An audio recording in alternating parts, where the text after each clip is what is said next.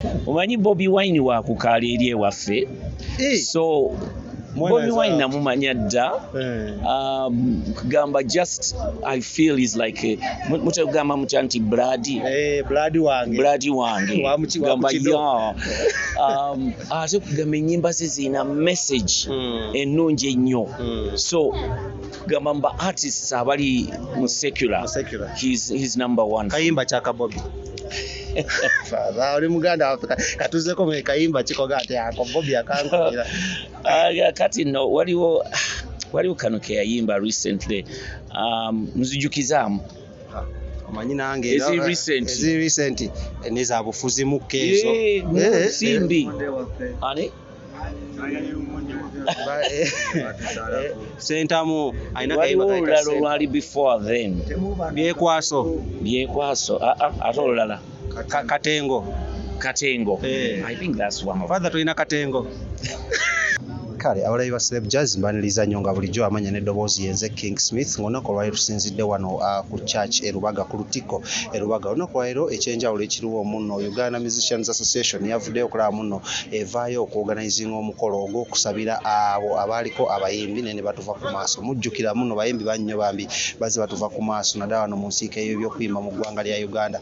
But on the other hand olunaku olwaleero kyassanyu nnyo gye ndi era mukisa munene nnyo okulaba muno nsanze omukulu gwembadde nga negombe bwanga njogerako naye mu interviewing akutatya kulabika mu mawulire naye lwaba alabisa alabika lwa nsonga ng'omukolo gw'olunaku olwaleero. Father Musala Mukama yeebazibwe. Aweewe ekitiibwa ssebo. Osiibye otya notata? Ssebo nsiibye bulungi nnyo era lunaku lulungi nnyo. Mu kyaki yaffe olunaku luno 2 November buli mwaka luba lwakusabira abantu bonna abaatuva ku maaso n'okubajjukira n'okwebaza Katonda. Era kye kituleese wano olwaleero ng'abayimbi oba abantu abali mu industry artists ne media. So abantu abo abaatufaako omanyi tusigala tubalowooza ate oluusi tusigaza ennaku mitima gyaffe nga twetaaga Mukama atukubagize tusobole okuva mu nnaku ey'okufiirwa. Ate era nga tukkiriza nti abantu baffe abaatufaako abo baali bakkiriza ate nga mu kukkiriza kwabwe eri ekigambo ekyokuzuukira kitegeeza nti okufa si y'enkomerero. Death is not the end. So we believe that all of these people who died in the Lord bonna abaafiira mu Katonda Mukama alina wajja okubatuusa. Ate luliba olwo naffe ne tuddamu okubeera nabo kubanga naffe tuli mu lugendo. Ng'akayiba kaffe kaliwe kagamba. Tuli mu lugendo lugenda mu ggulu. Tuli mu lugendo lugenda mu ggulu. Tuli mu lugendo. So naffe bwe tujja mu service ng'eno olwaleero tujjukira nti tuli mu lugendo. Tewali amanyi lunaku lwe lwakuva ku nsi. Oli yandiyagadde okwebuuza amanyi twakyanguyize ntugenderawo ddala mu interview abantu abasoose okukulaba omulundi ogusooka bajjukizeemu njogera naani era lwaki njogera naawe? Amannya gange nze Father Anthony Aliddeki Musala. Ndi musaserdoti ndi father nkolera wano e Rubaga ku Lutiko ate era ndi muyimbi ow'ennyimba eza gospel. So yenze gwe mwogera naye olwaleero. Abasinga badde baludde okukulaba nga beebuuza waddawa wabulirawa ebyokuyimba wabivaako engeri muno kati maybe enkyukakyuka mu kyaki engeri gye yajjamu. Ebyokuyimba sisobola bivaako kubanga kumpi nabizaalibwamu kyekitone kiba kitone. Kaakati nze sisobola kulekeraawo kuyimba. Ekibuuzo kiri nti kwegamba ekitone ekyo nkikozesa ntya. So olw'okuba nti ndi father ndi musaserdoti siri muyimbi nti kwegamba profession yange si yakuyimba. Profession yange yakubeera musaserdoti. Kaakati kino ekyokuyimba nkikozesa bukozesa mu mulimu gwange okubunyisa ekigambo kya Katonda n'okwagazisa abantu Katonda. Naye ng'omulimu gwange siri muyimbi. Abasinga baali bagamba muno like obufaatha buno yagala buvaamu odde eno ewaffe mu nsiika y'ebyokuyimba. Ekyo kikafuuwe. nayitibwa okubeera father. Kati kiri ekyokuyimba just is part of me. So nina okwongera okuyimba era nnyimba mu service zange n'emirimu gyange egya bulijjo okugyako nti mbadde nduddewo okufulumyayo ka video oba okufulumya album. Naye album eri mu process kati ninaawo ennyimba nga ziri recorded ziringa 7. Oli yandyebuuza n'agamba obudde obujjawa obugenda mu studio n'oyimba ennyimba ezo zonna nazo zoyimba ne album mpya gy'oli mu kukolako ate nga naye n'emirimu gya Katonda gikwetaagisa. Owange nange oluusi nkyebuuza naye ndowooza Katonda waaba akikuwadde okikola bukozi tobeerawo ng'obalirira. Of course obeera mukoowu oluusi n'ogamba nti bannaye nga nkoye naye ng'owulira waliwo ekikubanja olina okuyimba olina okugenda mu studio olina okukola kino. So nze nkyebaliza Mukama nti nkyakisobola era nsaba busayi Mukama nti nyongere okuba nti nkola ebyo byenkola multitasking kinga we tugamba lunaku zino okola kino nakiri right yeah. So yosefu kyekyo ekirala ekibuuzo oli yandigambye muno watuviirako ku maaso okudda eno mu bufaadha waliwo kaawe byali bigenda mu maaso mawulire ne bagamba bwoba bye byakuviirako okubanga ova mu kuyimba kuno n'ogamba ko concentrate ng'ebya bufaadha kubanga ebyokuyimba kuno birimu entalo nnyingi tuzabire eno mu bayimbi baffe ab'ensi. Right. Well no ndowooza sifunanga buzibu mu buweereza bwange olw'okuba nti ndi muyimbi. Sirowooza nti nali nfunye obuzibu okusinzira ku ekyo. So n'olwekyo ekyo ekyokuyimba tekirina nsonga tekirina ngeri yonna tirina we kikontanira n'okubeera omusaseredooti. Okujjako nga bwe ŋŋambye nti sisobola kubeera ng'aba gospel artists abalala kugamba sisobola kubeera ku bivulu manya genda wali na wali wandiyagadde okubeerako ku bivulu ebyo nga tulaba Pastor Wilson Bugembe nga tulaba Judith Fabien n'ab'ekikula bwekityo. Kaakati omanye ekizibu kyakyo nti abantu oba obongera oba expectation balowooza nti kati obeeramu ebyo.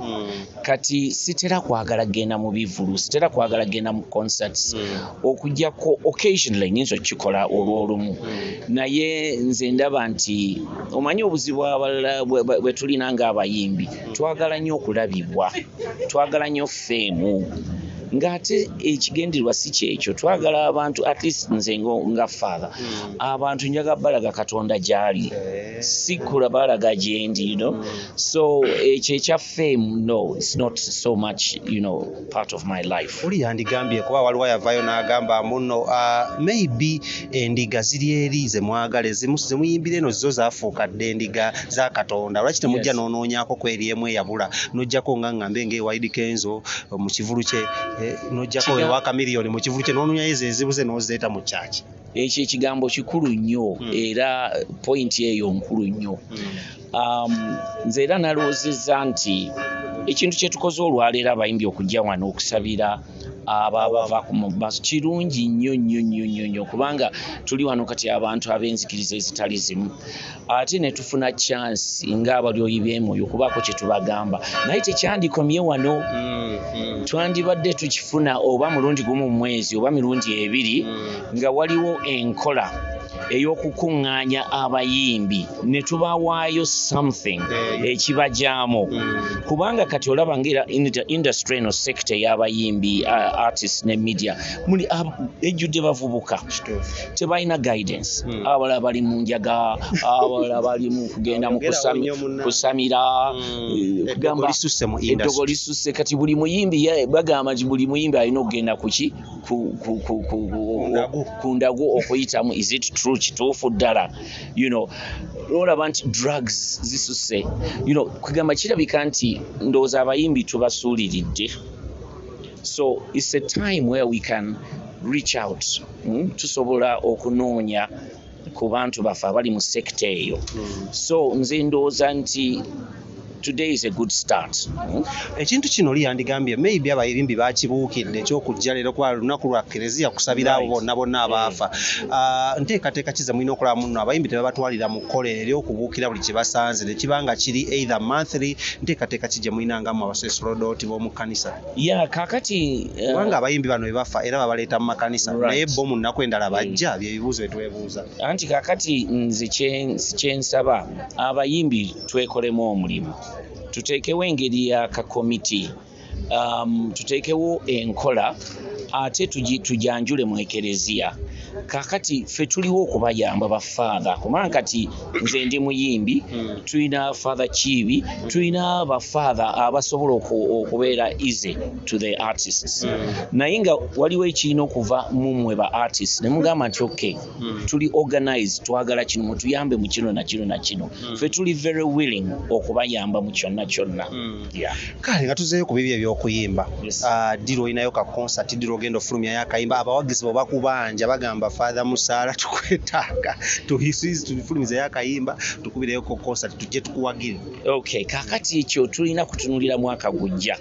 Saagala kusuubiza byesiikole kubanga kati nali ndowooza nti nja kufunayo concert awo mu December, naye sinaba kutereera. Ate tugenda mu budde bwa Christmas na biki kati. So in the coming year I'll be able to do something. Okay. Naye nsiima nnyo abansiima mwebalinye kunjagala n'ennyimba zange mbaleetera ebipya nno mujja biwulira. Byokya nnyo.